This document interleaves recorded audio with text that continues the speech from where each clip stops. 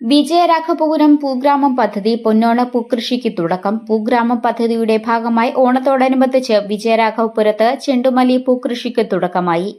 ചാലക്കുടി നഗരസഭ 32, 33 വാർഡ് വികസന സമിതി, തൊഴിലുറപ്പ് പ്രവർത്തകർ, കുടുംബശ്രീ എന്നിവരുമായി സഹകരിച്ചാണ് പൂഗ്രാമം പദ്ധതി നടപ്പിലാക്കുന്നത്.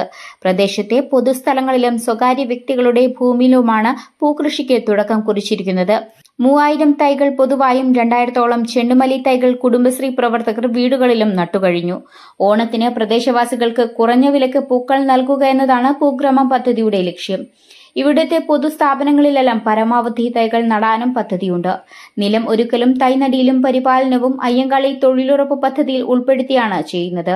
2 വാർഡുകളിലെ 25ഓളം തൊഴിലുറപ്പ് പ്രവർത്തകർ പൂക്കൃഷിയിൽ പങ്കാളികളായിട്ടുണ്ട്. പൂഗ്രാമം പദ്ധതിയുടെ ഉദ്ഘാടനം നഗരസഭാ ചെയർമാൻ ഷിബു വാലപ്പൻ തൈ നട്ടുകൊണ്ട് നിർവഹിച്ചു. വാർഡ് കൌൺസിലർ ആലി ഷിബു അധ്യക്ഷയായി.